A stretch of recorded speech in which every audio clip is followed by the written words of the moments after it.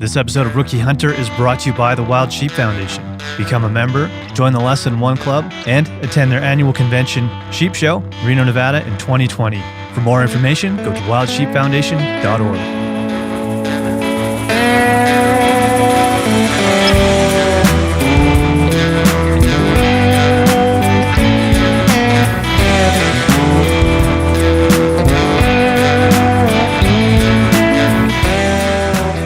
Holy shit, we made it. 100 episodes, and you guys are the star of this one. Before we get into it, a big thank you to everybody who contributed questions, stories, comments, and text and audio. We're very excited about this one. It was a lot of work, but man, we were overwhelmed by the response. So you guys do exist. You're real.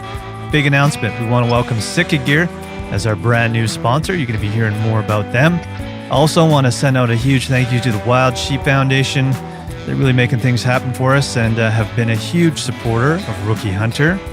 Also, North Arm Knives. They've been with us for a long time now, and we got nothing but good things to say about them and all of our gracious sponsors. So let's cut all the usual bullshit and let's just get right into this one. Sit back, relax, crack a cold beer, or in our case, some Four Winds bubbly, and enjoy episode 100 featuring you guys, our listeners, as our guests.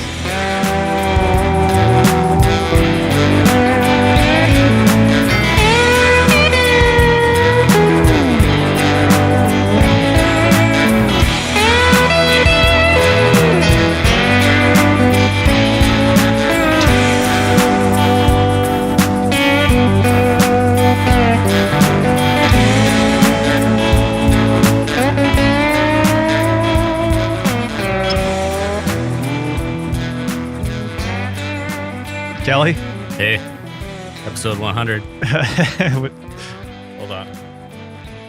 I was kind of hoping it was going to explode all over your pants. Well, Kelly, what do we got on tap here? This is kind of an obvious choice. We've got Four Winds, and it's the Edna, which is a crabapple something sour. Hold on. Let me turn to the reach here. Crabapple cranberry sour farmhouse ale. And it's a fancy one. I'm going to try it. It's a fancy one. Oh, yeah. Yeah. Oh, that's good. Nice. You know, I think the sour beers are kind of polarizing for some people. I'm a fan of them, but especially when the sun's out and it is kind of peeking through the clouds here, Yeah. so it feels right. There's a time and a place for it, that's for sure. Yeah. But yeah, and then we got one more. We'll crack that one in a little bit here, I'm sure. Definitely. Cool, man. Well, we should probably address the fact that there's some fresh new music. We ditched the old one. We figured 100 episodes was time to get something fresh in there. And I don't know if people know this or not, but you and I are both musicians, and I've got a recording studio, and that's kind of how all this whole thing started. So it's kind of a hobby as well for you and I to write some tunes and record them. And so I hope you guys like the new one. We had some help from some local musicians too. So was even more work for episode 100, but I think it was worth the extra effort. Yeah, and a little new flavor, some extra spice for the next 100 episodes. Yeah, it's fun. It keeps it fresh, and yeah. If you guys have feedback on that, just comment on the Instagram post or email us. Let us know how you like it. Yeah, sometimes it's for our sake to freshen things up too and change things around, because especially when you've done 100 episodes of something, it's kind of, you get into a bit of routine, which is nice, but at the same time, it's fun to do something different so that we don't get bored. Not that we're bored, but you know what I'm saying? Yeah, I mean, we kind of started this for us, even if nobody was listening. And in some cases, we're surprised that anyone is actually listening. Yeah, I know. But, we have fun doing it. So it's a hobby for us too. Yeah. So for those of you that don't know, I'm sure most of you do, this one is dedicated to the listener. And a few weeks back, we put out a call for people to submit questions and comments and hunting stories. And I was honestly scared that we were not going to get any and that we were going to look like fools on episode 100. Mm-hmm. But to our delight, our inbox was flooded with tons of stuff. So it took us a long time to put this all together, but it was a lot of fun. And just so as some people know too, we weren't able to include everything for a couple reasons. Some people sent some stuff in that was really great, but too long. And some of the stuff just straight up doesn't fit on the episode because it would be like a 6-hour podcast. So we really had to trim things down. I think what we might do is play some of them on future episodes too. And we might even just make a page on our website too, where people can come and listen to some of the stories if they want, because there was quite a few of them. So yeah. And if we don't answer your question, then we'll probably save those for future episodes as well. And some of them were duplicates that we've answered before in previous ones. And some people just sent in the same stuff for this. So we just chose whichever one. But that being said, everybody's name did get into that. How many entries are in that envelope over there? I think there's about 200. Holy shit. So yeah, you're all in there. I think you responded to some people, but we triple checked to make sure that everybody from Instagram, both of our email accounts and everything were all included. So we made sure. So don't worry. We got some awesome stuff to give away. As you heard in the intro, Sitka is our brand new sponsor, which is pretty damn exciting. We're going to be reviewing some of their gear on the episodes and talking more about them. We already have been, but we've said this from the very beginning that we wouldn't bring on any sponsors unless we thought they were 100% worth it and aligned with our values and stuff that we believe in. So you and I wore Sitka gear all of our hunting season last year and up until now without them as a sponsor. And we were super happy with all of their equipment, number one, and their involvement with conservation, especially with wild sheep. Yeah. Sitka is at every single sheep-related event that we go to, and that's where we really started talking to these guys, especially Corey Pearsall, who you guys have heard on here a couple times now. And we just got a really good relationship with those guys and want to support their efforts because we really believe in what they're doing and they're really doing a lot to give back. So yeah, we met them at Jurassic Classic, I think was the first time, and it's apparent right off the bat that they're engaged with conservation, but not just in the States. They're coming up to BC and they're engaged up here as well. So I think that speaks volumes. Yeah, for sure. We were just at the Spence's Bridge sheep count, and Sitka was a big sponsor in that. They're giving away a whole bunch of stuff, and they're doing a lot to help out the Wild Sheep Society of BC. So pretty cool. Yep. Anyways, should we get into things here, Cal? Because we got a whole whack of stuff to get through. Yeah, it could be a long one. Could be. We don't know how long this is going to go, and we might even have to axe some more stuff from the list here. But let's get into this first one. This is kind of nice, Kelly. Nice little compliment. I'll play you this one. This is from Dylan. Hey, guys. I just wanted to say that The Rookie Hunter's grown into one of my favorite podcasts. Two things I really enjoy are, one, the really great sound quality. When you're taking in 6+ hours of podcast a week, you tend to appreciate good sound. And two, unlike some of the other top hunting podcasts, this hasn't become just one big advertisement for the sponsors. Finally, I got into hunting late in life, and despite of having a great deal of training that lends itself to outdoor pursuits, I found it a very difficult journey on my own. Not only is it nice to hear from guys going through the same situation, but I really find the podcast lends a sense of community that I haven't found anywhere else. Keep up the great work, guys. And congrats on 100 episodes. Well, he commented the audio. Let's just give him the backpack, Cal.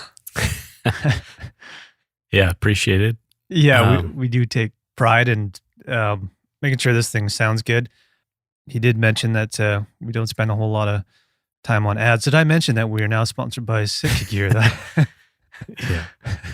Just kidding. I mean, that just, I think that comes with the territory eventually to some extent. I think the key is do you believe in the products? And like you said. Yeah, so, absolutely. But yeah, I mean, I guess if you compare it to a lot of other podcasts, it's not very ad heavy, which I think we're cognizant of. No. And the beautiful thing is nobody's telling us what we can or can't say. We're pretty much free to do whatever we want and talk about whatever we want, which is pretty awesome. So, and if we couldn't, we probably wouldn't want to do this. Yeah, exactly. Yeah. Anyways, thanks a lot for the feedback, Dylan. And nice to hear that I don't know, we've created a space for people to come and hang out with us and feel comfortable and hopefully inspire folks to get out there and get after some animals and feel safe out there and all that. So Yeah, and it's good to hear. I mean, the barriers to entry to hunting are typically pretty high, or at least they're perceived to be high. So I think, we're proud to be building a sense of community, especially at that rookie level, right? That it's possible and there's people to talk to. So yeah, definitely. yeah. And we have a question from Dylan as well. Oh, double So, dipping. What has been your worst hunting moment and what have you learned from it? Do you want to start with that one? So this one's pretty apparent if you've followed the whole podcast, but my first opportunity at a deer, I took a shot and ended up wounding it. Not seriously, but I did kind of clip the front leg. And as you've heard on some of the earlier episodes, we tracked that thing for hours and hours. And, last thing we saw of it was it kind of prancing over a bunch of fallen logs and the blood trail disappeared and it just seemed to carry on. So Having shitty feeling no matter what. yeah, though. but I mean, the moment of taking the shot to hours later after we were trudging through the snow trying to find that thing is probably the worst feeling you could have. Yeah. Just knowing that you've potentially wounded this thing and kind of potentially put a death sentence on it without even being able to harvest it. And that's why you're out there. You're not out there to, throw bullets at things just for the fun of it. You're out there to actually harvest something for the purpose of sustenance. Yeah. And so you don't want to be wasteful. You don't want, the thing I learned from that is make sure you're 100% confident in the shot, that you're 100% confident in your skills, that you're practicing in the off season. You have to have that confidence. And this is like with rifles, 100%. With archery, probably multiply that by 10. You just have to be confident in your craft and that you're not making bad decisions. Mhm. And if it doesn't feel right, don't take the shot. It's never worth it. No, not at all. And where I am now compared to that is night and day. Right. But having said that, after something like that happens, it takes some time to get your mentality out of that zone, right? Oh yeah. And that's where the practice comes in, is rebuilding that confidence. And yeah, man, confidence is so important. If there's any doubt, it's just going to mess with you and affect the way you perform out there. So, Yeah. but yeah, I think when you and I hunt, we're doing it as a team. So I think I would probably agree that was probably one of the worst experiences, especially being our first crack at a deer and that being the outcome and that. But, when you look back at it, we definitely learned a lot from it, and we've definitely made sure that we do everything in our power that it does not happen again. Mm-hmm. But it's one of those things. Exactly. Yeah.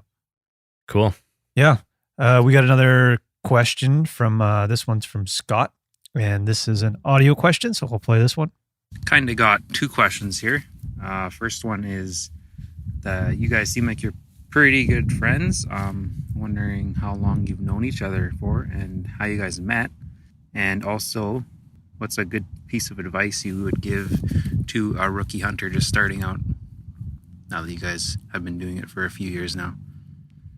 Well, Kelly, how did we meet? We go way, way back. Yeah. I mean, 34 years we go back. I don't think Technically. we meant, I don't think we met in elementary or middle school. I think No. it was high school, which would have been grade 9? Yeah, but we were born a couple days apart in the same hospital. Yeah, so true. Small town too. Yeah. So unofficially, that's probably where we met. But Yeah. it wasn't until high school, really. And I think the first time we hung out, I remember going to your house. You had a drum set. I don't know if it was a bedroom or I remember the room was very small. It was so tiny, yeah. you had your drums stuffed in there, and me and another Kelly, who's another guitar player, Yeah. we were in there together, all three of us just, making a lot of racket. And I'm sure your parents appreciated that. But I think that was the first time we hung out, was just jamming, Yeah. which that's interesting because, and then we go through high school together. I moved to Kelowna. Yep. Did you move to Kelowna We at the moved same at the time? same time. Yeah. Okay. But we were kind of, not really hanging out much at that point anymore. No. But I remember going to one of the nightclubs here, and you were playing in a band with some other folks that were also from Trail. Yeah. And then I ended up joining you guys in that band. And that was kind of like, well, for me, it was like a second job going through university. Totally, man. We were actually making some good cash there for a while. Yeah. So surprised we were a big deal around these parts. so that was fun. And yeah, I guess after that, you'd moved on to continue with the band thing. You moved to Toronto for a while. And then to make a long story short, I guess you came back. I came back. Here we are. Yeah, I opened up the studio. It's funny, man. I opened up a studio thinking, oh yeah, like Kelly and I can jam there and have That's what I was thinking rehearsal too. studio, and we can record and write tunes. But quickly find out that once you start working in the music industry, at the end of the day, the last thing you want to do is make more noise. And that eventually led me to, thinking, you know what, we're hunting now. I've got the studio. I've been recording other people's podcasts. Why don't we do our own and make use of the studio in that way? And again, it kind of comes back to the music thing. It's like, yeah, we can record our own intro music and all that kind of stuff. And we can still sort of get together in a creative way and talk about something that we're very passionate about. And for me, it was like a nice, quiet separation from the work that I was doing all day working with bands to sit down in a quiet studio, have a beer and just chat. So yeah. The other interesting thing to go back to like the high school days is you're still with your partner from high school and I am as well. So it's a long haul. Yeah. It's pretty cool though. If you think about it. It's been a while. So and then anything else you want to add to that? We're still friends. Yeah. And to, as you hunt with people and you go out into the world, like I think there's a couple things that can make you even better friends with someone. One of them's being in a band together. Oh yeah. Right. And the other one's being a hunting partner. So I think given the fact that we've been successful in both of those situations, I think we could say we're pretty compatible. Yeah, I think so. But those are two big tests. Like not everybody can hunt together and not everybody can be in a band together. No, that's absolutely true. I never really thought about that. Yeah. Advice for, I think you said advice for a new hunter or someone who's just getting into it. Yeah, you go ahead. I'd say just get out there and do it, man. That's the only way to do it. Yeah. Like you don't have to start with big game. You can go out with a 22 and shoot some rabbits or some grouse. But I think as soon as you put your boots on and you go out there as a hunter for the very first time, maybe you can bring your pooch along or something like that, or a friend. It changes the way you look at wildlife and the outdoors. And I think you just can't let anything hold you back from getting out there and experiencing it. And if you can, find somebody you enjoy the company of and get out there with them and create some memories and some stories. Because as you guys know, we've got a lot from our short 6 seasons or whatever it's been now. So yeah, I would agree with that. And I think too, like the sheep count we were just at, somebody, if you're interested, like I know it's intimidating to just go to something like that, but everybody there is super pumped to have anyone show up. Like it's all about supporting that community. And if you're interested, that's a good way to meet people that you might want to hunt with. Absolutely. Too. Like just go there, ask for the person in charge, which is Peter. Just say, I don't hunt, but I'm kind of interested in talking to people that do, and boom, you're in. So yeah, I think it just takes that first step. Totally.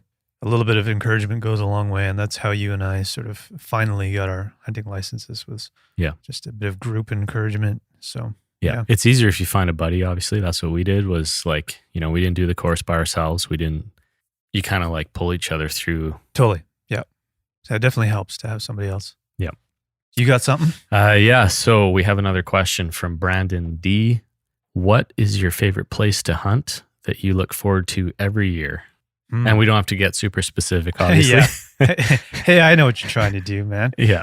It's trying to trick us. Do you want to start? Yeah. I mean, I would say it's our area, like the Okanagan. I'm not going to get any more specific than that. But, it's a place where we live, and I like kind of figuring out all of the surface area around here, right? Like there's so much biodiversity I find in central BC because, you turn one corner and you got cactus on the ground, you turn another one, you're in the middle of a forest. So I just like exploring all that. And there's also the plateau versus the high altitude alpine, like we have it all here. Yeah. So we may not be hunting the exact same spot every every year in the Okanagan, but just exploring the Okanagan overall is what I look forward to. Yeah, I 100% agree. I was Yeah. going to say the same thing. I've already been out scouting for bear in an area that we really like. And yeah, man, I just like, that's all I think about is getting out there and just, it's fun to just go out and see what's happening in your backyard because it's the area you know best.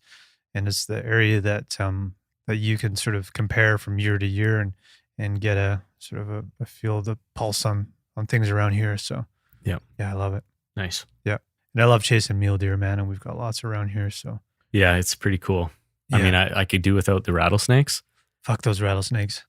Those are the only things that really get me jumping. But other than that, I'm good. Yeah. Funny, so- man, because with the rattlesnakes, you and I don't think you had seen one before that point, right? No. Yeah. Not in the wild. Yeah, me neither. And so we had hiked in on a trail. Well, you went in first. You saw a rattlesnake on the way in, and I didn't see it on my way in. I came in behind you. Mhm. And then days later, we hiked out, and I found a rattlesnake in a totally different spot. So we found 2 different rattlesnakes in a matter of a couple of days in an area that we hunt frequently, but had never seen rattlesnakes before. So it was kind of funny that I almost didn't believe that you saw a rattlesnake until I saw one. Yeah, you're suspicious. Yeah, like, are you sure it wasn't a bull snake? Because Yeah. lots of people think those are rattlesnakes, but no, you were certain. So Oh yeah, when you hear the rattle, you know, yeah, and you Yeah. shit your pants, yeah, that's a rattlesnake. it's fight or flight. Yeah, definitely, man. Yeah, I was kind of more worried about the dog when I saw that one. Yeah. But yeah, you don't They don't want chase to them. mess with you either. That's the interesting part, man. Is they It's the beneficial part. that's yeah. If they were out to get you, I wouldn't even go I'd in there. probably stay home. Yeah, I wouldn't even go. yeah.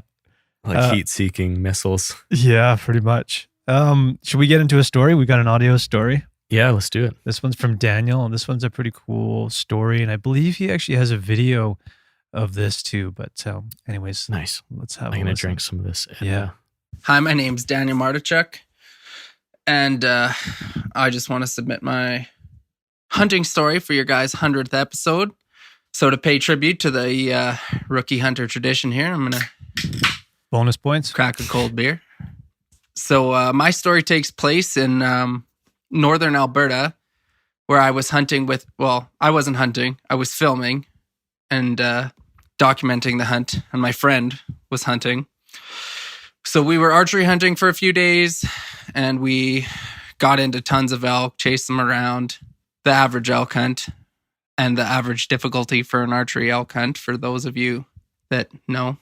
So on our 4th day of our hunt, we went to a new area that had a large underground spring to hopefully find some elk wallowing up there, drinking or whatever. So when we got in there at first light, we found a bull elk just over the crest of the hill, just a small bull. So it wasn't legal. I believe in the area we were hunting, it's a 3-point area.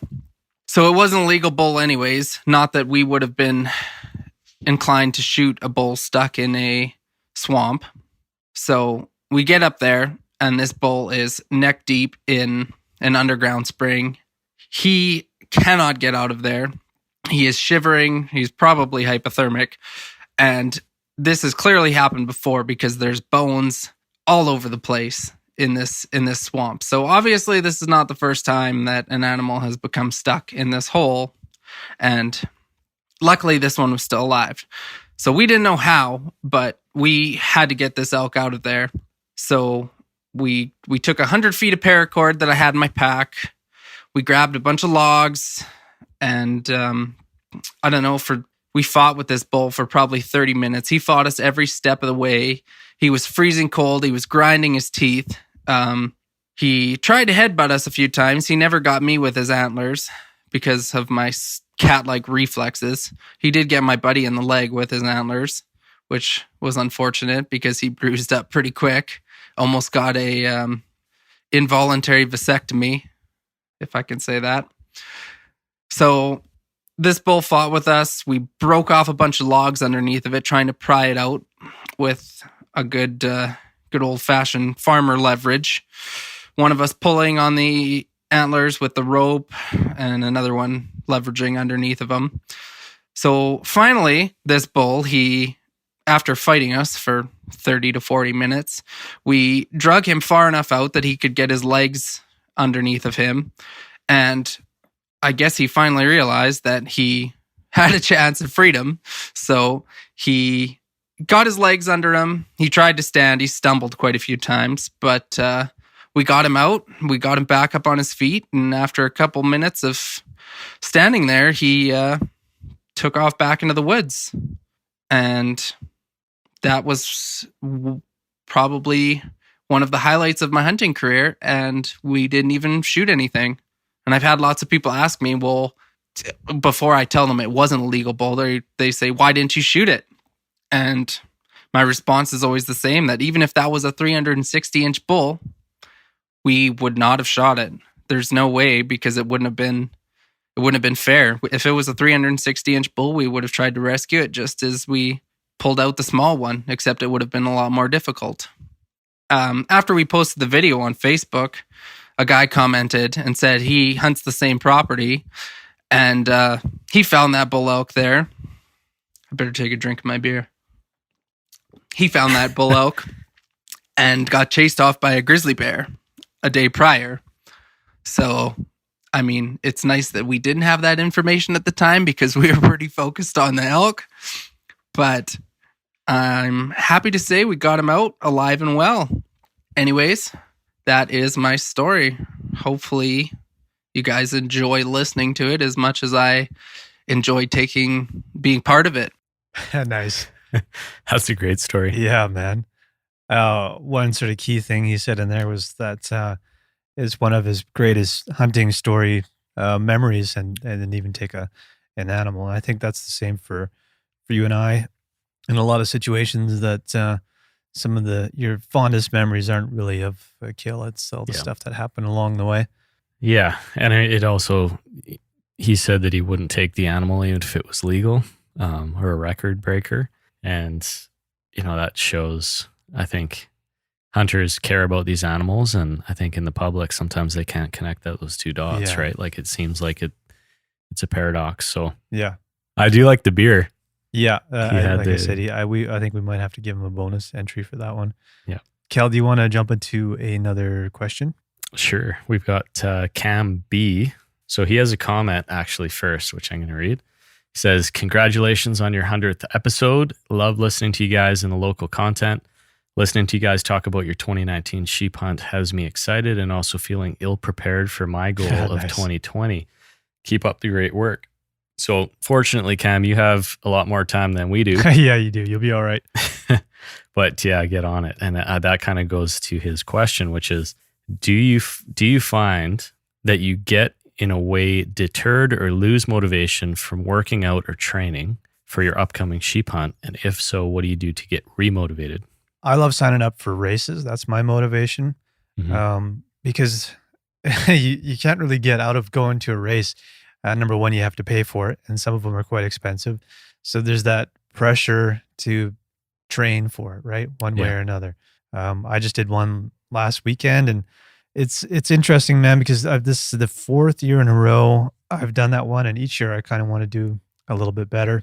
But because of our late winter, I think I only got a couple of weeks of training in before this race. I'm like, fuck. I was feeling kind of shitty. I'm like, I'm not going to do very good in this thing, but I'm just going to go and give it my all. And I actually beat my time from last year, which means I've been able to see progress from year to year. I've done better every year, and I'm actually 10 minutes faster, I think, than I was the very first time I did it. So there's something that you can measure when you do races, and you can look at your stats. And the other thing that's cool too is the race pushes you much harder than what you normally do if you're just training. So like, for example, like I have an average pace of like, sometimes it's 4 minutes and 50 seconds if I'm really feeling like shit per kilometer. Lately, I've been doing like 4 minutes and 30 seconds. I feel really good about that when I'm just running in Kelowna. Mm-hmm. The race, which was, I usually train I do a 6 kilometer loop around my place is what I do consistently.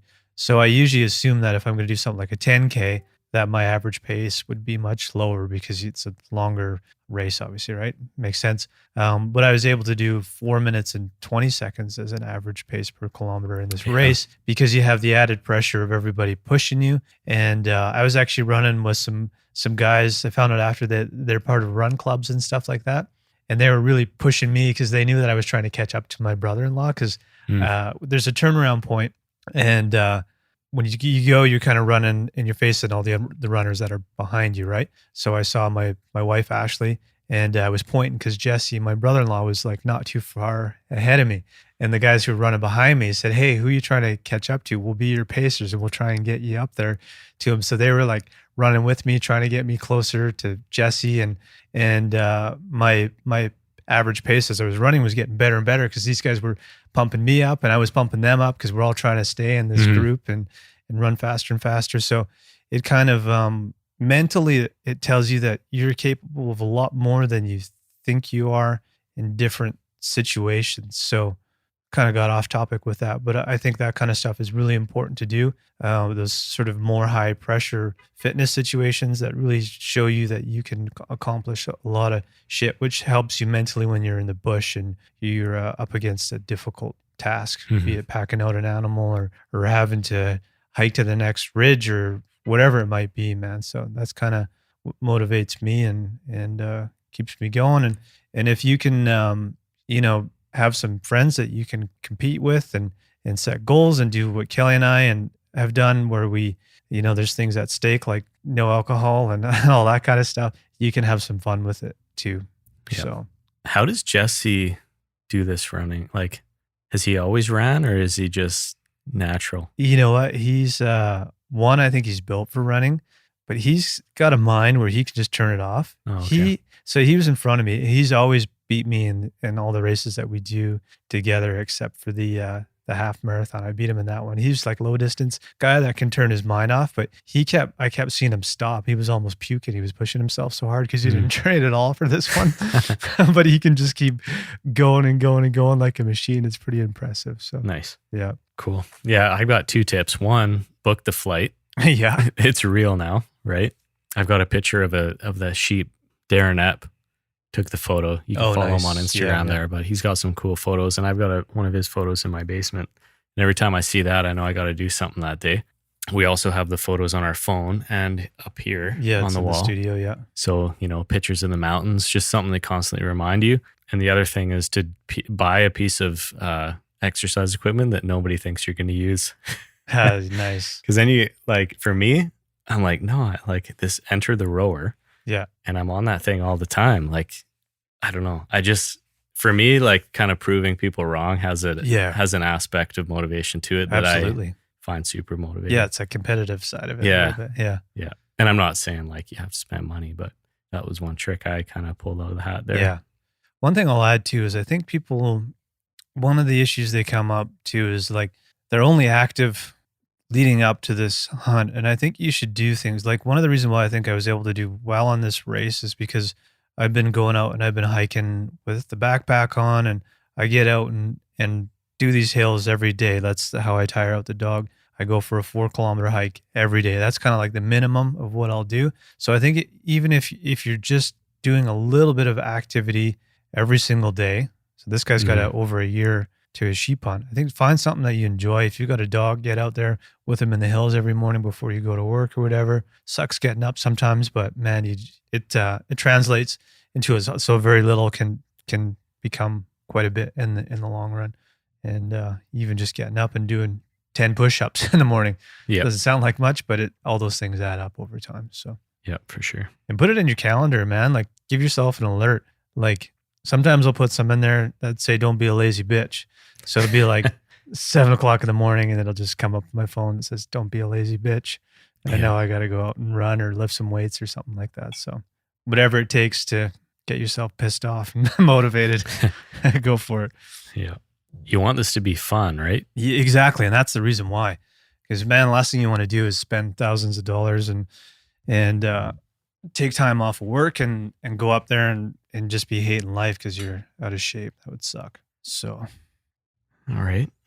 That was a long-winded answers that one. That's the beauty of these types of hunts, though, man, because they really do push you. So that's the thing. And we talked about this. We were on the Journal of Mountain Hunting podcast during the sheep count there. But yes, we're going on a sheep hunt. But if we were to go there and not see a single animal, and we've done this amount of prep, this amount of like, you're buckling down, you're committing, you're making yourself better, you're exercising, you're seeing new country, you're experiencing new things. Gonna have a hell of a time. You're going to have a good time. Yeah. There's camaraderie. Like there's so much that if there was no sheep at the end of that tunnel, still worth it. Yeah. I would still book it today if I knew there was no sheep Yeah, there. definitely, man. I kind of go into these things thinking that there isn't going to be any animals now. Yeah. But yeah, good point. Cool. Should we jump into another question? Yep. This one is from Mark, and it is sheep related, so this works out well. If you guys harvest a sheep on your upcoming fly-in hunt, and I really hope you do, have you planned what part of it you will eat first and how you prepare and cook it while up on the mountain? Are we eat nuts? I don't know. I don't even know how to cook them, to be honest. I know how. I looked it up because Okay. you're still supposed to eat one, actually. So, Yeah, I mean, I'll give it a try. I guess. well, maybe we'll have the nuts as a side dish, but I'd say some backstraps. Yeah, backstraps. And I always pack. I have these two little. What are those little containers called? You can get them at Mech. The Nalgene containers. Yeah, just the small, tiny ones. You can get all different sizes. So I have one for salt, one for pepper, and I also bring a thing of coconut oil and another one. So I think what I would do is get out my stove and my pot, get that oil nice and hot. Yep. Season that with salt and pepper. Yep. Coconuts. Just cut up like little medallions and salt and pepper them, throw them in there, fry them up real quick, and eat them nice and rare right on the hillside. Nice and simple. Deal. Yeah. Yeah. Spices are key. Yeah. That's kind of detail and especially some type of oil. Yeah. You can't really do that stuff unless you have those basic ingredients, right? So, And the coconut oil is good too, because if you're just like, if you need some energy, you can just spread that on a fucking cracker or even just eat a chunk of it or whatever you want, right? mhm. It's just a little energy. There's lots of good stuff in there. So yeah, I always pack one of the bigger Nalgene's just packed full of coconut oil. Right. Yeah, because once it's cold too, it's just like a hard puck of like wax in there basically. So I wouldn't mind trying, and I don't know if this is a hunt to do it, but like, cutting out a portion of ribs and cooking it over a fire would be that'd pretty be cool. good too. Just do a whole rack of ribs Mhm. down at the lake or something like that. Mm-hmm. Oh yeah. You know what? I just remembered I'm actually. bringing barbecue sauce. Ryan and Lisa Best, our friends from the coast, they gave me some Johnny's Wild Game seasoning. Oh, We yeah. got to bring that along. I haven't tried it. I haven't even Well, cracked it other open. than I've what been they waiting. cooked. but- Yeah, which is they swear by that stuff. And I guess the Wild Game blend, you can no longer get it. So that was pretty nice of them to pass that one off to us. So Cool. I'll bring some of that, which would be nice and tasty. Sounds good. I got two more questions that are sort of meat related, so I'll play this next one here. This one's from Adam. Hey guys, my name's Adam. My question is, I'm looking at going on a backcountry elk hunt in September, and it's for the first time, and just concerned about keeping the meat as cool as possible. So wondering if you guys have any tips or tricks other than getting it back to a cooler or a meat locker as soon as possible, and how many days is reasonable to get it back to the truck and get it back to civilization and cool down. Any info would be great. Thanks. Keep doing what you're doing. Love the show. Yeah, it's a good question. We've talked about it a little bit, and it's something that we're always concerned about. Something we're concerned about with this sheep hunt too. There's a few things you can do. One, if you can get to any shaded area where there's water flowing, it's definitely always going to be cooler wherever a Mhm. creek bed is. So if you can get it up in a tree, Especially in September. yeah, totally. Yeah. If it's really hot, you're going to want to get the bone out of that meat as fast as you can too. Mm-hmm. Get it into game bags. You want to make sure you keep flies off of that shit as best as possible. And there's actually this it's citrus spray that you can spray on the meat and on your game bags, which will keep flies off of. I've never actually used it, but have looked into it quite a bit. And you can actually, I think you can get it from like, I don't know, Walmart or anything like that. And it just comes in little packages, just like powder. And you can mix that with water and just spray it onto your game bags. It won't really wreck the meat or anything like that. It's just like citrus. It's just food grade stuff that you can spray on there. Yep. But don't leave it too long. We've never really been in a situation where we've had to worry about it too much, but it's something we think about a lot. Yeah, I think I agree. Like find some shade or some place where some shade and water. In September, you should probably be okay, especially if you're higher up. At night, it cools off a lot more than it would in the summer, I think. So I think you can also, just make sure you're not putting the meat in a bag or something that isn't breathable. Yeah, never use a garbage bag or anything like that. Make sure it's breathable and, or just hang it off some type of meat pole or something. But you could also cut down the bone, like the main bone in the leg, and that'll let some heat dissipate out that cut line. Yeah, I would probably do that. I'd probably hang it up, cut that line through where the bone is, and I think you'd be fine. Like, people have been doing this forever. I think you can probably go like a week or so having that thing hang there if it's in a shaded, cool spot. Yeah. But without any be careful because any it issues. Really depends on how hot it's getting. Yeah. But yeah, good question and good to be concerned about that one. Yeah, it's like you said, we struggle with it too. I don't think you want to, wreck your hunt over worrying about it, but you don't want to do anything that's going to wreck the meat. I think there's a bigger window than sometimes we give ourselves credit for, as long as you're being careful. Yeah, err on the side of caution, because that's the last thing you want to do is ruin meat. Yeah. And it will typically be the big ball joints, like that. The place that's retaining the heat right from the kill and on. Yeah. You got to open those spots up a little bit if you're planning to hang it for a while. Yeah, for sure. I think. Yeah, no, for sure. Another meat-related question and a bit of a story. This one's from Phil. Hi, my name is Phil. I am a BC resident rookie hunter.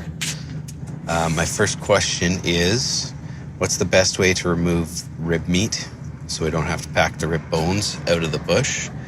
And my funny story is kind of hunting related. Was we were expecting my first child, and I was kind of nervous about being in the delivery room. And my buddy asked me, have you gutted a moose? And I said, yeah, because I had just got my first one earlier that year. And he said, you're good to go. So I thought that was kind of funny. Thank you very much. Keep up the good work, guys. Bye. The magic of childbirth. Yeah. What was the question? Yeah. Nice one. Nice something one. neither of us have experienced, so no comment on that.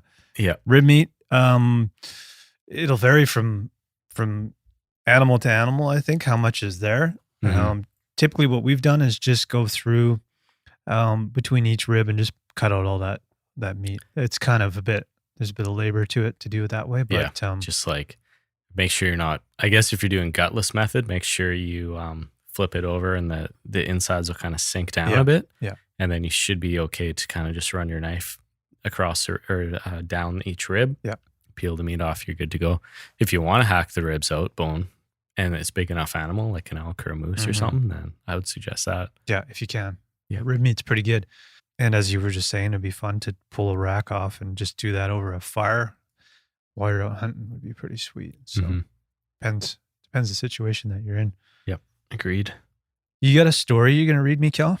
I can try. Well, I can try to do it justice. Okay, well, my glass is actually empty here, so you got one job to do first. Your glass is empty? I thought you just filled that up. Well, there was maybe a couple millimeters in there because you filled your glass up pretty good and then passed over an empty bottle. It's hard to gauge. These are different sized bottles. Yeah, and it's like a wine bottle we're dealing Usually, with. The bombers, they work out perfectly. Okay, hold on. What do we got here? You're aiming that at me. Long range. Nice. This is Four Winds Triplicity. Triplicity. It is a Belgian, what does that say? Kripel? Sure. Let's go with that. I was thinking about the Edna that we just drank, crabapple, and I was wondering if that's Simpsons related. Edna Krabappel. Oh, I don't know. I don't know who that is. she's the teacher. Oh, is Mrs. it? I didn't know Krabappel. her. Yeah, there you go. Now I know what you're talking about. Edna. Pretty sure. Maybe I just cracked the code. I figured it out, Cal. Seymour's girlfriend. Skinner. Well, while I'm pouring myself a drink here, tell me a story, Cal. So we have a story from Stuart. Let me see if I can do it justice here. I'm excited. Okay, this isn't so much a story as it is the story of my life hunting. I was born in Haida Gwaii. My dad hunted his entire life, so I got an early start. I would wake up super early. Dad would throw me in the car seat of his VW Beetle and take me hunting for a couple hours before work so my mom and my baby sister could sleep. My older brother tells a story of me being 2 or 3, growing tired of climbing a hill. I hopped into the chest cavity of a deer Dad was dragging and thought it was great. It's all relative, right? Yeah. When I was 5, we moved to Bulkley Valley, which meant there were more than just deer to chase.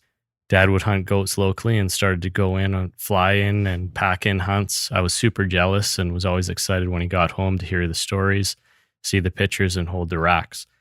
I think I was 6 when I got a BB gun.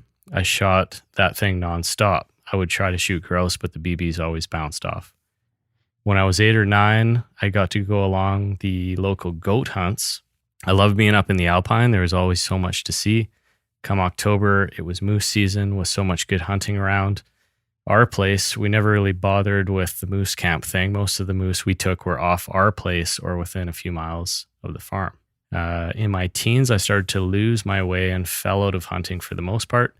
Some of this was due to peer pressure that hunting is mean, that type of thing, and some of it was just stupid teenager tied up in partying. I still got some hunts in though. When I was 15, I finally got to go on a 14-day fly-in trip.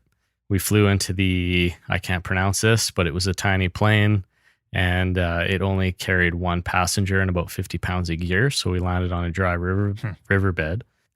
It was an amazing trip. From our camp, we could hike up to a massive glacier with 3 drainages coming off the height of the land. We ended up being camped on the wrong side of the river for sheep hunting, but we did find a goat. From that point forward, I didn't hunt much, but just the odd day here and there for moose with Dad. A few years later, I moved to Alberta and didn't have anyone to hunt with at the time. We finished trade school. Dad invited me on a caribou hunt. We flew into a lake that he and my mom hunted a few years before. It was really nice spending that time together, hiking and glassing during the day and sitting by the fire, BSing and catching up for hours at night. That ended up being my last hunt with Dad. He got sick a couple years after the caribou hunt. He passed within a couple months of finding out that he had cancer. I really struggled thinking back to all the times he wanted me to come out with him, and I was too busy or not interested. I decided that I would start hunting again in an effort to try and process his death and make some peace with it. The next year, I was out whitetail hunting, carrying the same 30-06 my grandfather passed down to him. The peace I found while wandering through the bush was really relieving. I've been hunting for 6 seasons now and can't get enough of it. It took me 3 years to harvest a deer. I had many opportunities before, but none of them felt right for some reason. The following season, I started bow hunting and became hooked. I spent the winter practicing and tried bear hunting that spring. I never saw any bears, but that fall, I was able to harvest my first moose. I really love what hunting has done for my life and my spiritual well-being. I can't imagine it any other way. Nice, man. Yeah, I can relate to that one for sure. Yeah. That's kind of one of the main reasons why you and I are doing it, because of my old man. And yeah, you mentioned in there that, you know, beating himself up for passing on stuff and yeah, you can't do that, man. But all you can do is get out there and, you know, do the stuff that your old man taught you, and that's sort of the best way to reconnect with those folks that you lost and taught you so much about being in the outdoors, right? So Yeah, exactly. Cool. And if your old man still is kicking, find some opportunities to go out there and hunt with him or fish with him or whatever, because you never know, man, when your last hunt or fishing trip might be. So yeah, it's another example of peeling back the onion and realizing that, you know, this isn't about going out there, and to the outsider, they think, you know, oh, you just want to go kill deer. No. Well, no, like this, here's a good example of, you know, it's deeper than that. Yeah. And Yeah. Lots of good points in there. Yeah. Awesome story, man. I think a lot of people can probably relate to that one. Should we jump into another audio story? Let's do it. This one is from Chris, and I enjoyed this one. This is the first grouse hunting trip. Hey guys, it's just a quick story about my first time ever went out hunting. It was a grouse hunt, and me and my two hunting buddies, we're all brand new, first time all of us had ever been out. We're hiking down a logging road up towards a cut, and we get to the cut and we're just kind of looking around, looking for grouse. And I walk off maybe like 30, 40 yards away from my buddies, and I see just maybe 5 or 6 grouse just chilling on the ground, pecking at rocks, how they do. And I don't have my shotgun or a 22 with me. I just have my 30-06. Not sure why, but that's all I had. And maybe it was just in case a deer or something popped out. My buddies had their shotguns. I'm trying to get their attention. I heard grouse were dumb, but at this point didn't know how dumb they actually were. So I'm trying to silently get my buddies' attention, and they're looking at me like I'm crazy. They don't know what I'm trying to tell them. Well, there's grouse 10 feet away from me, so I decide I'm just gonna take one's head off with 30-06. So up comes the rifle, I aim, and embarrassed to say, I missed it from about 10 yards away. And now my hunting buddies are really curious what I'm shooting at, and they come hurrying over my direction, and grouse, all of them are just still nonchalantly pecking away at the ground, even though 30-06 went off about 10 feet away from them. And my two buddies with their shotguns ended up just unloading, and we walked away with about 6 grouse right there, and had a pretty good meal that night. Bacon wrapped grouse cooked over the fire. Thanks, guys. Nice. The wrong caliber. It's probably a good thing you missed, because there wouldn't have been much left. You know what's funny? I've actually heard of stories. I've never actually seen this done or talked to somebody who's actually done it, but of people shooting in front of a small game with a higher caliber rifle like a 30-06, and that the spray of like gravel and shit will actually knock the bird out. Yeah. That sounds like an old wives' tale, but yeah. Yeah. Probably wouldn't attempt that one, but at least the guys with the shotguns came over and they were able to clean up. Yeah. That's hilarious. Even shotgun, man. Like 410 is pretty fun for grouse. Yeah. I like the 22. 22 is fun, yeah. Yeah. I like 22. When I would go out with my old man when I was a kid, it was 410. And you'd still get the odd bit of lead in the old breast there, but not much. Yeah. But the 22, it's like, I don't know, you don't lose much meat. And you try, and especially with snowshoe hares, try and go for a headshot and that. And it works out pretty good. I kind of feel like grouse hunting is to hunting as kokanee fishing is to fishing. Yeah, you're probably right. You know what I mean? Like it's not the biggest, you're not catching a 30, 20 pound trout. It's exciting though. But it's frequent and it's exciting. Yeah. And that's, kokanee are little fighters, and you get a bunch of them on in a day. Grouse, there's just something that happens when you see them on the road that just makes you forget what you're even there for. Yeah, we've talked about this many times, but if you're ever going on a big game hunt, bring a 22 with you if you can. Yeah. Because if you're not seeing animals, and that starts to mess with your head a little bit when you're not seeing anything and you're in a new area. But if you can shoot grouse, man, I don't know. Yeah. It's fun, and then you can cook that at night, and it brings up morale. And it's like, what's for dinner? Mountain house with spruce grouse, and then the next day, mountain house with ruffed grouse. Yeah, just keep flipping it. Yeah, up on our moose hunt, it's a damn good thing that we were able to get so many grouse. Because did we tell the story about the when we were up moose hunting and we saw those grouse? We were sneaking up on them. I think it was Kyle and I, and we're sneaking up on this grouse, and then I looked to my right, and there's a lynx that's sneaking up on the same grouse. Oh, I didn't know this. Yeah, I don't know if we touched on this. No, I don't it think just so. Popped into my head. I knew head. that you guys saw a lynx, but well, what happened was we spooked the grouse, and the lynx, I swear, the lynx looked at us like, you guys are like, thanks a lot, you assholes. And then he just ran away too. That's funny. But it was cool. 2 predators going after the same thing, one stupider than the other. That's great. Yeah. Those are cool animals, by the way. Yeah, very cool, man. That's the think that's the first, or I don't know, maybe second time I'd really be able to see Yeah. them and observe them like that. I love seeing those things Yeah. out there. Yeah. I'll play a few questions here. This one is from Mario. Hey, Rookie Hunter Podcast. My name's Mario. I'm from Vancouver, BC. I just wanted to get your opinion. What's the best way to hunt deer? From a truck, from a blind? Should I hike in? Let me know your thoughts. Thanks. Yeah, good question, man. I'd say go out there and do some hiking, especially if you've never really hunted deer before, because you can learn so much just from observing game trails and finding Mhm. scat and looking at other animals and you just can't learn much from a truck and just randomly setting up a blind. It's a coin toss. Yeah, the people that are setting up blinds have already patterned the deer. Yeah, And exactly. they've probably done a lot of Yeah. homework before that. So I agree. Get out there, just walk around. Actually, the opportunities we've had with whitetail have all been on foot too. Yeah. So And I'd say, especially once there's a bit of snow on the ground, then you really know where Mhm. the deer are, how frequently they've been there, and how, time wise, how like within the last day, the last few hours, and how they travel. You learn so much from looking at that kind of stuff. So Yep. I would definitely say get out and boots on the ground is the way to go. Got another question here. This one's kind of cool. I'm going to butcher his name, but he says it, so I'm going to let him say it.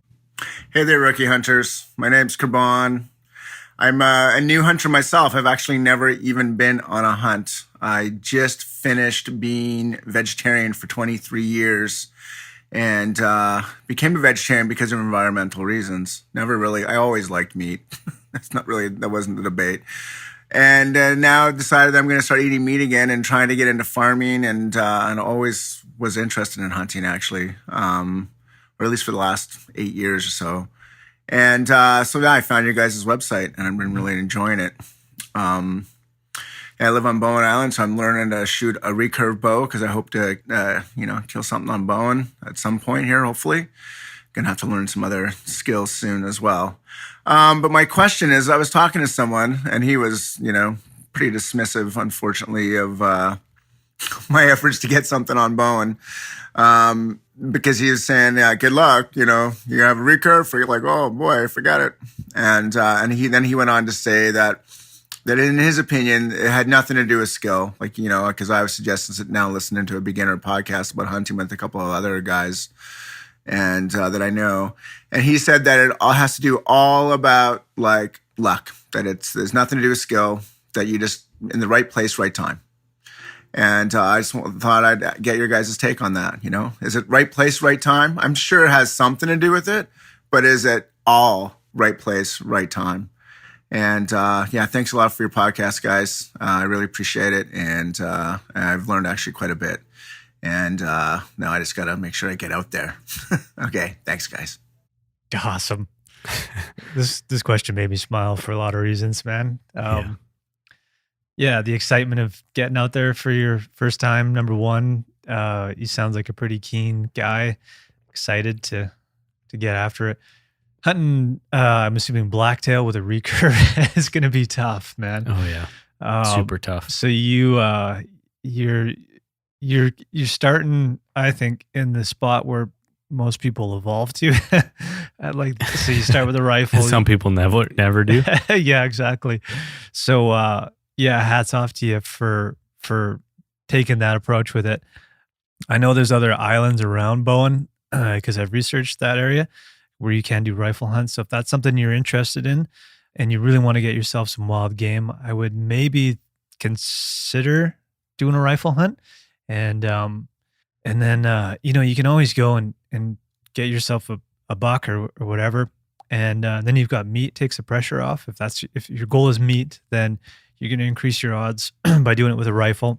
And then, if you have a tag for another deer, then go out there and try it with the recurve because, like I said, the pressure's gone. And it's going to be less frustrating, I think, if you already have meat in the freezer. Yeah. Kelly needs a refill. But I think I don't know if you agree. So right place, right time, yes, but I think that equates to time spent in the field. The more time you spend out there, the more you're going to increase your odds of making something happen. More time you have the hook in the water. Yeah, exactly, man. So I also have another analogy. I've got a couple for this one. Nice. The one that came to mind was, I don't know if you know how to play crib, but it's a little bit of the cards and it's a little bit of how you play them. Right. Like you need both. You need a little bit of luck and you need some type of skill. Yeah. So it doesn't really come down to either one. Right. I mean, sure, you could have, you could go out there with 0 skill your first time out and an 8-point elk will walk by. Yeah, we've heard those stories for sure. But typically, I think it's a little mix of both. Yeah, definitely, man. But yeah, more time you spend out there, the better. And welcome to the hunting community, I guess. And yeah, man, have fun with it. And I want to hear how this goes, how your season goes. So keep in touch with us and let us know. Especially if you get blacktail with that recurve. Yeah, I will. I'll send you some beer. How about that? If you get one. Yeah, and a t-shirt. Nice. Yeah, thanks for the question, man. That's awesome. And vegetarian switching to meat is always kind of cool. And we've heard a few of those. So you're not the only one. Yep. Kelly, you got some questions? I got some questions. So this first question is a bit of a hot topic right now, and we could probably talk about this one for an hour, but in the interest of time, we'll try to keep it somewhat concise. Oh, I think I know where this is going. What's your opinion on the recent buzz news about predator whacking contests in BC? And I can jump into this one first if you want. Sure, go for it. I think overall this is one of those things that can kind of pit hunters against hunters, and which we don't want. Yeah. Which we don't want, and I think in some cases we lose sight of what the actual goal is. I do think that we need to manage predators as part of like overall wildlife management. Absolutely. Right? 100%. So that isn't the issue. If we ignore predators, I think that, long term, we won't be hunting for long, and the wildlife's going to suffer as well.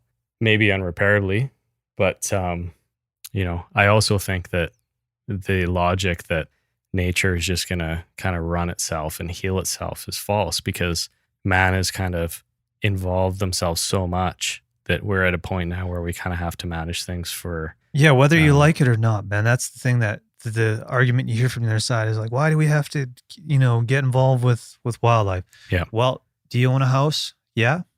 Where do you think that lumber came from? Yeah. Or where is your house? Yeah. Because where did you build it? There's so many things that people are just so... they don't understand that they've already entered the equation unknowingly. Yeah. But they don't want to accept the fact that other people have to go in there and anyways continue. Yeah. And they like the obvious solution is, well, let's stop doing this. But it's an education problem, right? Yeah.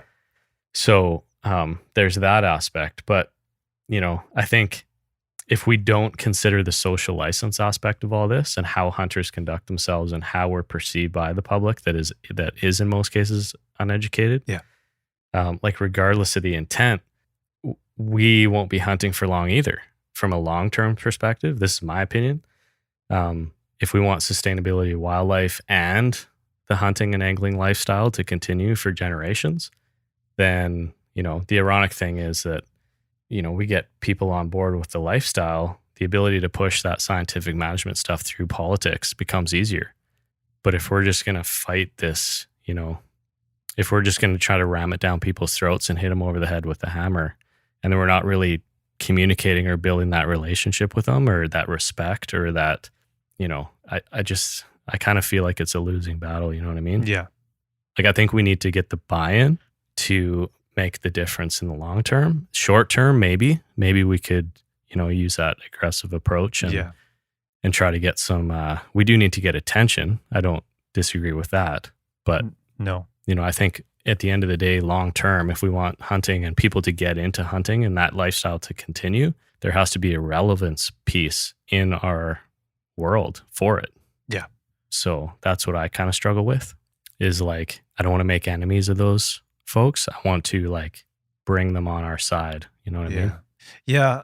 I'm not a fan of labels, and I see lots of guys referring to them as, the antis, right? And we're labeled as the hunters or killers. I hate that there's labels involved, because as soon as you It's label generalization. yeah, you label somebody's one single thing.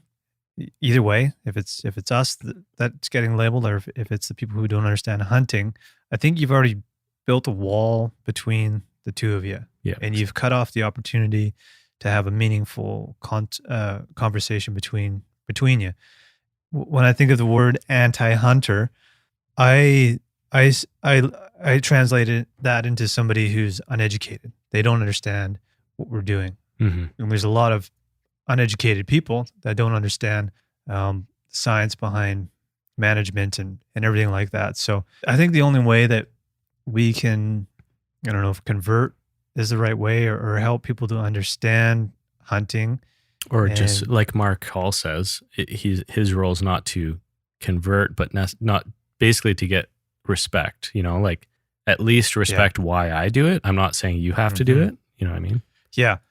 I think the only way to do this, if you can, is to talk to people. Mm-hmm. Like one-on-one. This is why I Yeah. hunt.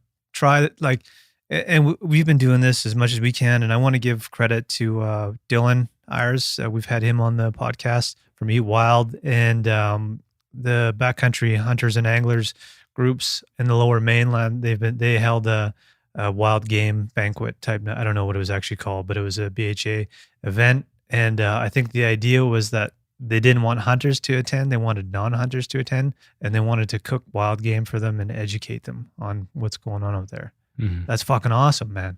Yeah. And we should be doing that as well. And that's the best way to inform people. They get to know you as a hunter and why it's important to you.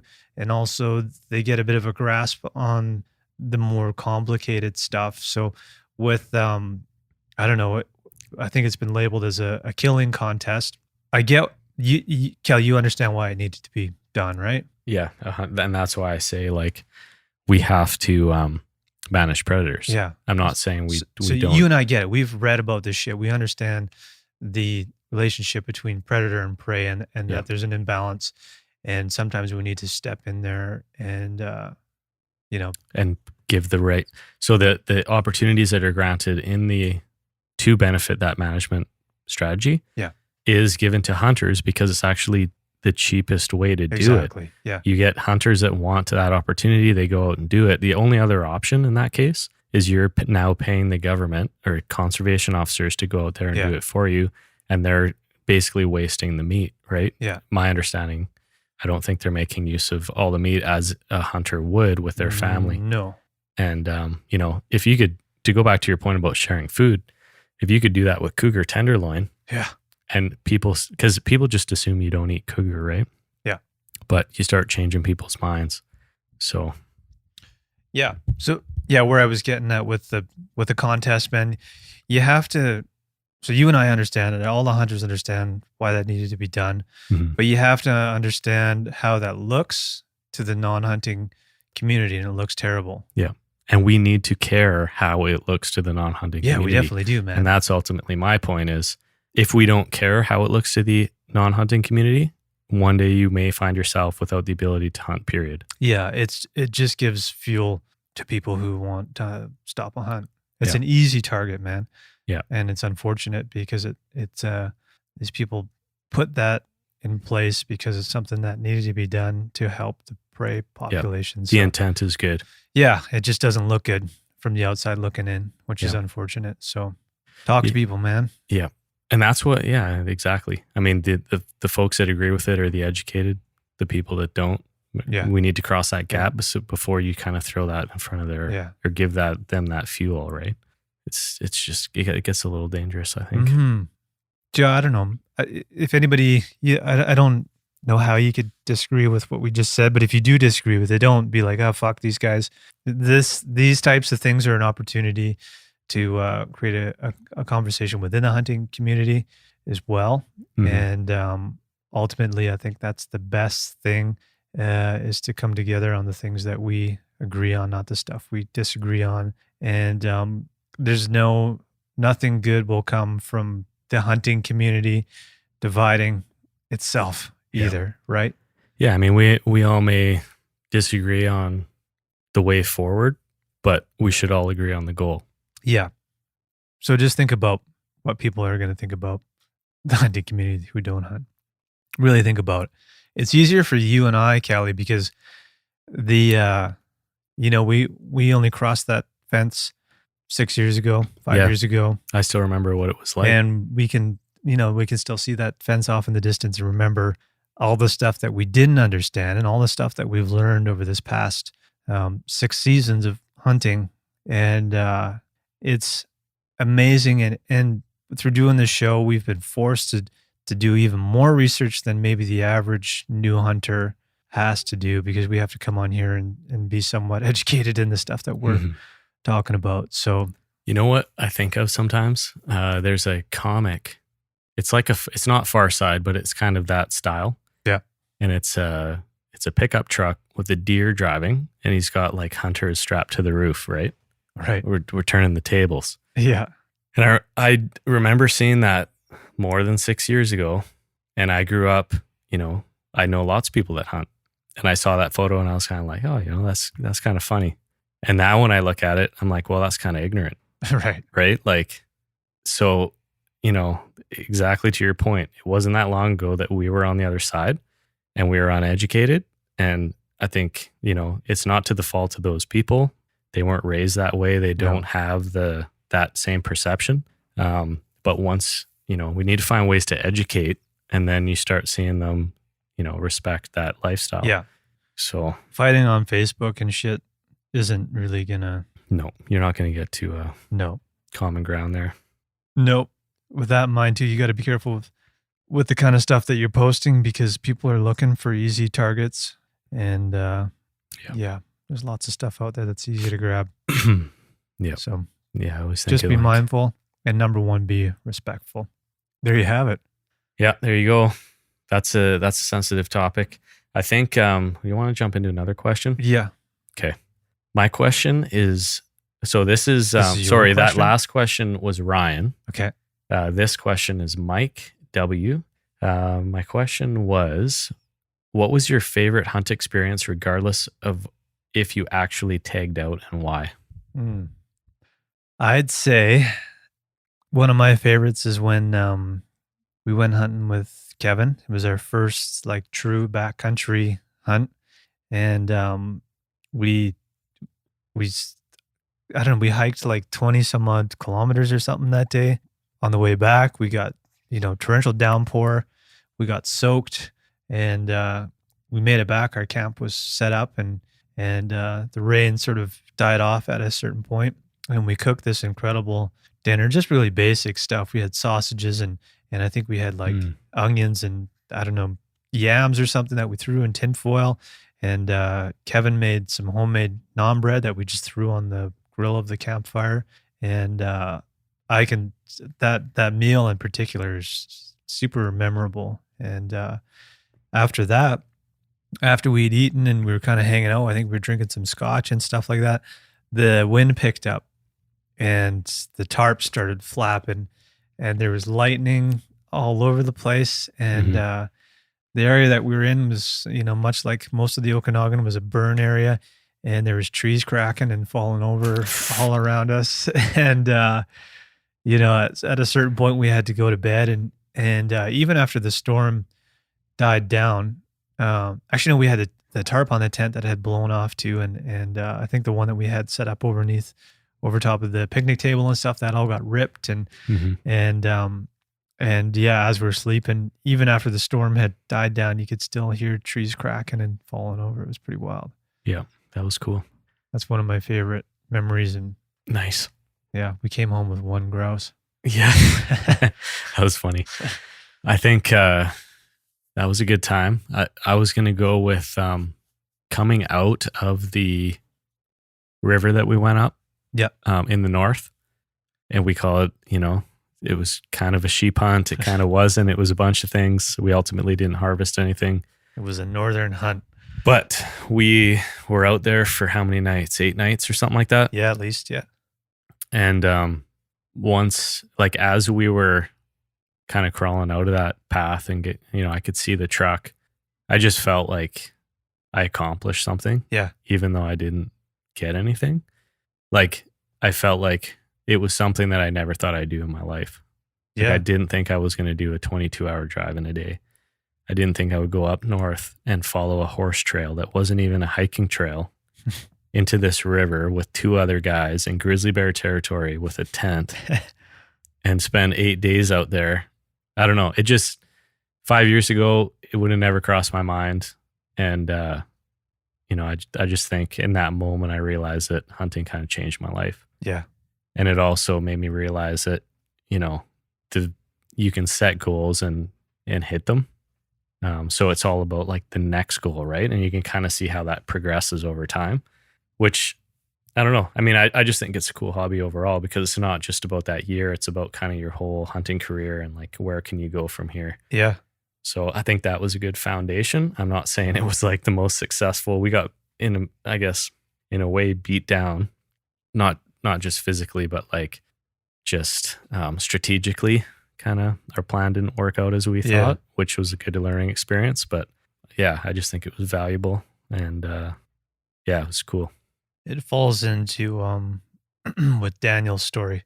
The most memorable ones aren't the successful ones, and we just both chose 2 unsuccessful hunts. Yeah, depending on how you define success. But I think they were very successful in a lot of other ways, and those are the 2 most memorable. I figured that you would probably choose that one. That's why I went with the other one. So those are my top 2 for sure. You know what? That's funny.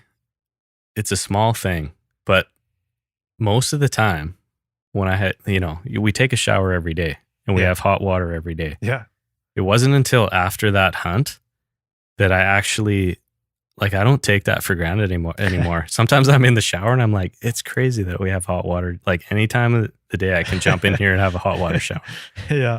Like I just think it's cool that you can put yourself through something like that. And there's multiple ways. Like you don't have to be a hunter to do that. You can go out and, spend 14 days in the woods, whatever. Yeah. But I don't know. There's just something about learning not to take everything for granted, removing yourself from that city mentality and coming back and then appreciating how much, security you have when you're here. Yeah. So it kind of just changed my whole perspective. Nothing like a hot shower and a cold beer. Yeah. Crazy. It's crazy when you go 10 days without a hot shower and you're freezing every morning. Yeah. Nice. Should we jump into another story? Another story. I don't think I have another story. I got one. Oh, you have one. Don't worry, Cal. Oh, you're making me sweat there. This one's from Oliver. This is about getting caught with your pants down. All right. Hey, Mike. Hi, Kelly. My name's Oliver. I'm a 23-year-old student from Montreal, Quebec, and this is my hunting story. So it happened maybe 10 years ago. I was about 13, 14. I just started to hunt. I was maybe hunting for about 2-3 years now. And I was sitting alone in the family blind / tower. And the tower is situated on like an L-shaped field, and I'm the blind is sort of like on the short end of that L, right on the edge of a field, and it's a cedar patch right next to it. And like our house is like on the top of the long part of the L, if you can sort of picture the layout of that. And so I've already been sitting there for a couple of hours, and being an impatient 13, 14-year-old, I wanted to get out. And I also needed to get out because I had to go take a dump. And so basically I was kind of judging my options. I remember last time I got out early from the stand, my dad got mad at me. And so being the resourceful kid, I just tore up some jute stuff, kind of like the snipers put on their rifles sometimes, kind of like you wrap it around plants in the wintertime. And so that was hanging on the slots of the tower to kind of mask our movement. And I tore some of that into toilet paper sized strips, basically. And I just kind of slid my ass out from the window. And little did I know, my dad was already back home, and he was walking in across the other field, and he bumped a couple deer. And those deer came straight down the long part of the L and suddenly appeared about 200 yards from my blind. And so I'm there, my ass hanging out of the blind, and I got my first deer of the sit. And I had a doe tag because we're being landowners in Quebec. If you put in for a draw as a landowner, you're almost automatically allowed a doe tag. And so I was packing a doe tag with me, and we were just out looking for some meat. And so that's my chance. Nobody had killed anything yet that season, and so I don't really have time. And so I just kind of grabbed the rifle, 270 Winchester. I still remember it.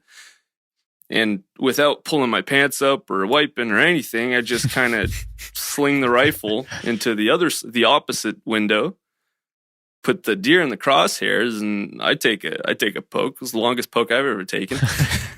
And down goes the deer, and I'm sitting there 13, 14. I'm all happy because I just shot a doe. And then I realized that, I'm still buck naked from the waist down, and haven't wiped yet. So I'm quick to, and my dad saw the whole thing. He saw the deer running down. He knew exactly where they'd be popping out. He was pretty sure I'd see them. And so my dad's just running down the field as I'm, scrambling to get myself together. And so that's how I got my second deer. Ass completely in sight, in plain sight, and jute sticking out from my butt crack after I'm done cleaning myself up there. But yeah, that's one of the stupider hunting stories I got. Hope y'all like it, and take care. Love the podcast. Keep doing what you're doing, and yeah, that's it. Thanks, guys. I can relate to that one. Sometimes you just got to poop. Yeah, but I don't think we've shot anything made poop. Well, when I got my 4-point buck, my first buck. Mm-hmm.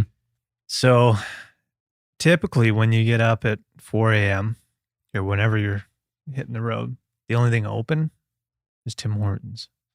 I don't like Tim Hortons. Do you? I stop there for a medium regular once in a while. So I find when I drink Tim Hortons, it's sort of like I need coffee, and this place is open. So if I don't have coffee, the consequences are quite high. However, Tim Hortons is kind of like drinking X-Lax. It's like higher consequences. Yeah. So, Kel, you know where I got my first buck. Mm-hmm. And there's a good trail to get to where we get off the trail, and it's hell after that. It's bushwhacking, and I hunt with Oscar. So it's even harder with a leash and all this deadfall and brush and all that kind of stuff. So I got to the top of the ridge, and you know what that view looks like when there's deer all over the next ridge over. So this is an area that we kept going to over and over again. We knew that there's bucks there. We kind of kept blowing opportunities, and there's so many of them. And it was 4-point only, so you really had to be careful which one you're shooting at. But there was I think there's probably 8 bucks in that area that we kept coming up on. And so I creep up there, and I spot that same bachelor group again, and it hits me, and I have to shit like crazy. And I've got the dog with me on a leash, so I had to take care of that, keep the spotter open, and take care of business, and then eventually find that 4-point buck. So it's Nice. kind of nerve-wracking when there's all these deer in front of you, and you know that your opportunities could disappear pretty quickly, and you have to shit. But it's the way it goes out there sometimes. That's what you got to do. We had one question about how do you do number 1, number 2? Oh, okay. Does a bear shit in the woods? Yeah. That's all I got to say about that one. Yeah, I think when nature calls, you just have to take care of it. It's tricky though when you're, if we use that same area I just mentioned as an example, there's deer there all the time. You don't want to be leaving your scent all over the place and pissing all over and all No. that. So Yeah. best to do it in a spot where it's not gonna limit your opportunities if you need to come back there. But sometimes you just got to do it. Hopefully post shot, Post shot shit. not pre or during. Yeah. Luckily, it wasn't a during for me, but anyways, that's pretty hilarious. You got one more story. Yeah, I got a quick one here. This one is from Robin. Quick story. Quick story from Robin. Robin's a lady, and I said we'd give some bonus points for any ladies. We heard from a few, so they exist, Kel. Nice. Yeah. So my hunting story is around the reason why I am getting into hunting. My friend took me out on my first and only turkey hunt so far. After teaching me how to shoot the shotgun, we practiced on targets. I was able to get a bullseye on the head my first try, so we thought it was going to be a no-brainer. We head out early in the morning. We pack into the blind. We're so quiet. We're just sitting there. The turkeys come up upon the blind, and I get so excited I start squealing like a little kid and scare them off. So my first hunt was a complete and utter failure, but I'm so excited to go again. Nice. Mm-hmm. I've never squealed, but I've been very excited. Yes, and you probably only do that once. Yeah. Yeah. Usually for us, I think excitement has translated to moving too quickly and spooking the animals that you're after. Yeah. It is exciting though. Very, especially birds. Well, turkeys, I've never done. You've done it. Yep. Exciting. Turkey hunting? Yeah. Oh yeah. Super exciting. I'm hoping to do that actually when I go back for Easter. Yeah, for sure. So I'm hoping to make that happen. Nice. But turkey hunting, yeah. I mean, we talk about how exciting grouse hunting is. Yeah. Turkey hunting, It's a take that whole to another next level. Yeah. Imagine you can call in grouse, but they're 20 times the size. Yeah. Yeah, it's a good story. I think it speaks to the excitement involved, right? Yeah. That's one thing. I guess the thing we need to train ourselves against too is like buck fever, like that kind of thing. Yeah. Where your brain starts doing things that get a little funky. Like I've heard stories where people were, rolling or what's the word? They were like chambering a shot. They weren't pulling the trigger. Yeah, then they were cycling them through. Cycling. That's what I was going for. And they had no concept that they weren't pulling the trigger. And they're like, I can't hit him. I can't hit him. It's like, well, you're not pulling the trigger. You're just cycling through these bullets. So your brain kind of, in some cases, can take on a life of its own. Yeah. You know what I think you and I have always tried to do, and maybe I'm just speaking for myself, but when we were first getting into hunting, I would, every night before we would go hunting, I would read about the species that we were going after, and Stephen Rinnella's Big Game Guide was kind of my go-to. So what I would do is kind of read about the process of field dressing and all that kind of stuff. So it was always fresh in my mind, but I would always try and like visually take myself through the process of shooting an animal, especially for the first time, because we had missed opportunities before and we had seen animals. But I think the more you play that scenario through your mind and the order in which you have to do things, I think the calmer you're going to be. So if you visualize it, I think athletes take this approach with a lot of things too. Like hockey players, they'll picture the plays and they'll take themselves through every different scenario and stuff like that. So when you're actually in that scenario, you've kind of essentially been there before, and it's not something new to you. You're calm. You got to remind yourself to take a deep breath, wait for an opportunity, squeeze the trigger, all that kind of stuff, and just be really calm. Yeah. Because if you haven't taken yourself through that process before, it's intense, man. Yeah. There's so many emotions and so much adrenaline and all that kind of shit. So I'd say, just take yourself through it and read and everything as much as you can before you actually go out there and do it. Yeah. And refresh yourself on it constantly. It becomes second nature after a while. And especially once you field dressed your first animal and butchered it, it's a very natural experience. I like to say that it's kind of primal in some ways. You almost just know what you're doing without really knowing what you're doing, which is interesting. Yeah. And as much, I try to think of it as like a target, but that's very difficult to do, right? And it's easy to say that, but once you're in the situation, your brain starts, the adrenaline's going, the brain's going. Sometimes it ends up being a pretty stressful situation. I try to keep it relatively calm and just treat it as a target, and until trying to trick your brain into, it's just a target. And then after it's done, then you can be excited, but that's difficult. Yeah, easier said than done. It is, yeah. How well do you remember each one of your kills? I remember the bear shot, like kind of photographic almost. Yeah. Helps because we got it all on audio too. Yeah, that helps too. I remember the whitetail. Yeah, I remember that one like I remember yesterday.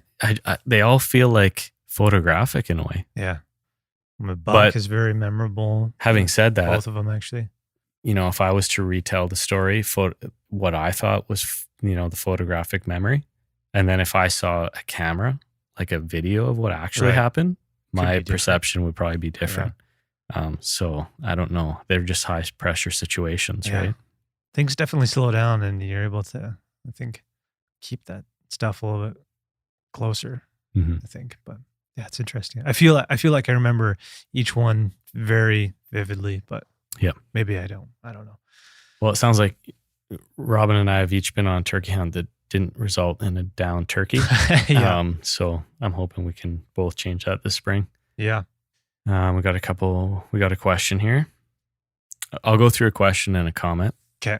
So you guys have a sheep hunt planned for this upcoming year, and it sounds like you have some great gear list going and you're physically preparing quite well. However, what are your plans for trophy care? For example, are you planning on caping rams on the mountain and bringing salt for the capes? Will you be packing salt or will you be leaving it at the lake? He goes on to say that he's personally packed in a pound of salt, but he's also left salt at the lake, and he kind of goes on, but that's essentially the question. Yeah. And take this one.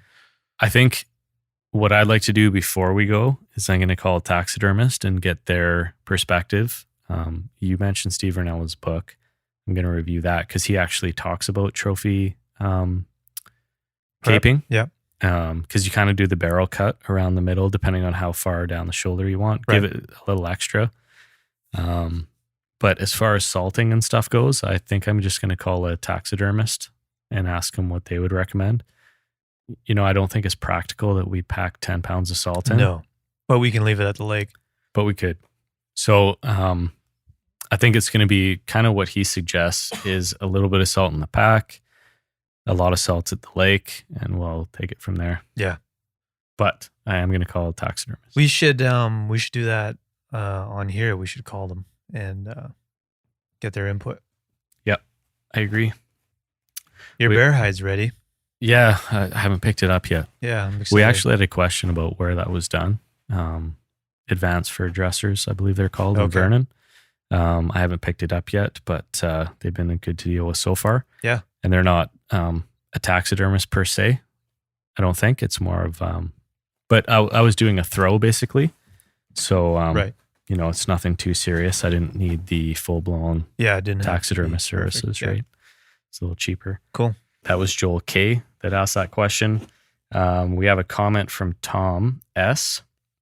Hey guys, I found your podcast last season as I boarded the ferry to hunt the interior. It was unreal how fitting it was for what I needed. Some episodes on hunting mule deer in the interior, my target, of which I knew very little. That led me to crushing several episodes on the remaining 10-hour drive. Nice. So I'm submitting a hunting story for the draw that took place after that drive. What I find likable about your production is that it's genuine, no bravado and bullshit, no pretensions. It rings true to the name Rookie Hunter.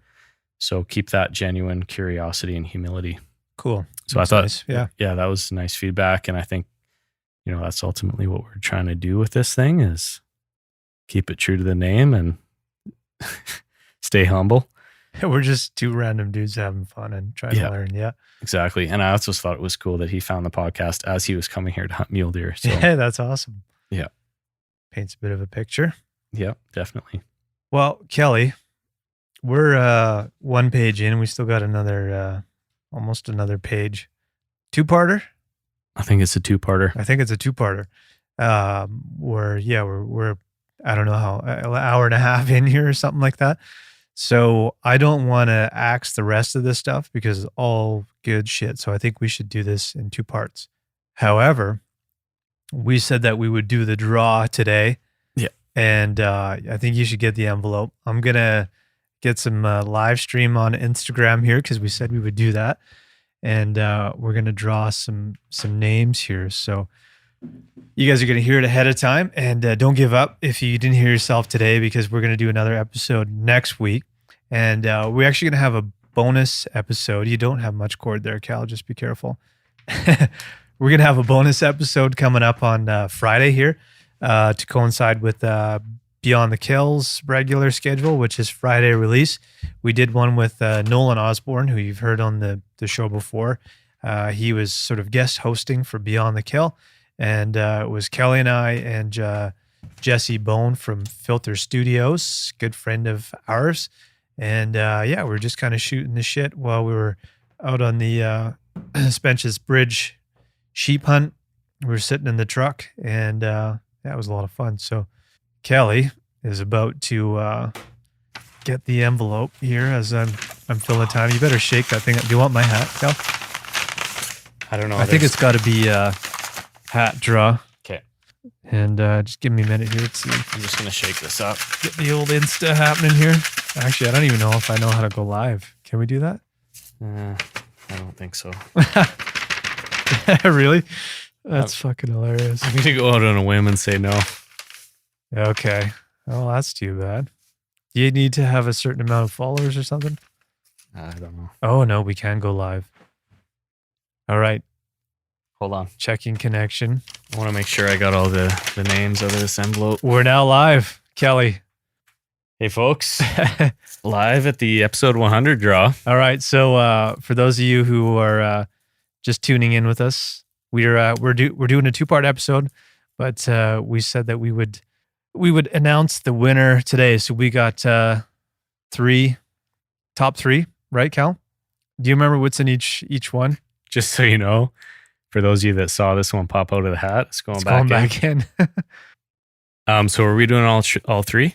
Yeah, I think so. So we starting with the third prize, or we starting with number one, which is the. I think you got to start with number one. Start with the big one. Yeah, I mean, if you get drawn first, I think you deserve. Well, hold on. We're slowly getting more people here, Cal.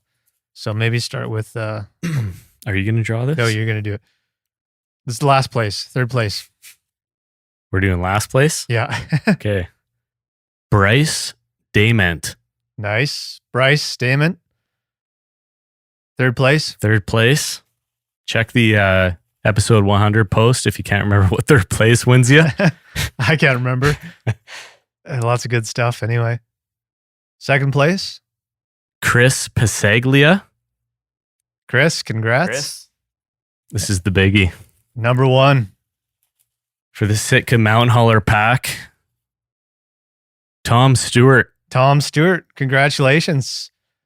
And huge thank you to everybody who got involved. Yeah, thanks, guys. Yeah. There you go. Thanks for all your support and your participation. Cheers. Good. Yeah. All right, guys. Those of you who are listening still, tune in next week for part 2 of episode 100. Enjoy the new music. Cheers. Cheers.